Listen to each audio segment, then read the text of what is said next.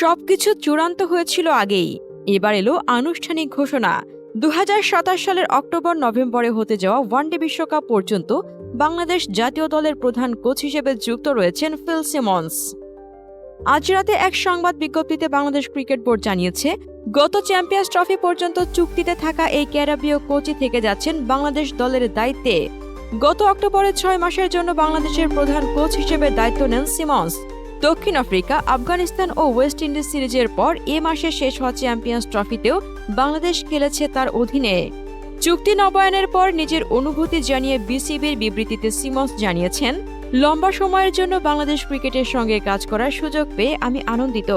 দলের প্রতিভা আছে, তা অস্বীকার করার উপায় নেই। আমি বিশ্বাস করি একসঙ্গে আমাদের দারুণ কিছু অর্জন করার সম্ভাবনা আছে। আমি এই যাত্রার দিকে তাকিয়ে আছি। ইতিমধ্যে আমি অসাধারণ কিছু ক্রিকেটারের সঙ্গে কাজ করছি। আমি দলের মধ্যে দারুণ সম্ভাবনা দেখি। তাদের স্কিল ও প্যাশন আমাকে প্রতিদিনই অনুপ্রাণিত করে। একসঙ্গে মিলে আমরা বাংলাদেশ ক্রিকেটকে নতুন উচ্চতায় নিয়ে যাব এবং বিশেষ কিছু করব। বাংলাদেশ দলের সঙ্গে কাজ করার অভিজ্ঞতার কথা জানিয়ে কোচ বলেন, বাংলাদেশ ক্রিকেটের সঙ্গে আমার গত কয়েক মাসের যাত্রা সত্যি ফলপ্রসূ ছিল।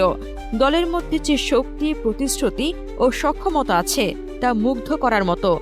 আমি এই খেলোয়াড়দের তাদের পুরো সক্ষমতা ব্যবহার করতে সাহায্যের জন্য উন্মুখ হয়ে আছি। 1987 সালে ওয়েস্ট ইন্ডিজের হয়ে অভিষেক হয় সিমন্সের। দেশের হয়ে 26টি টেস্ট ও 134টি ওয়ানডে খেলেছেন তিনি। 2004 সালে জিম্বাবুয়েকে দিয়ে কোচিং ক্যারিয়ারের শুরু হয় সিমন্সের। 2007 থেকে 2015 সাল পর্যন্ত দায়িত্বে ছিলেন আয়ারল্যান্ডের। 2016 সালে ওয়েস্ট ইন্ডিজ টি-20 বিশ্বকাপও জেতে তার অধীনে। খেলার প্রতিনিয়ত আপডেট পেতে ফলো এবং সাবস্ক্রাইব করে আমাদের সাথেই থাকুন।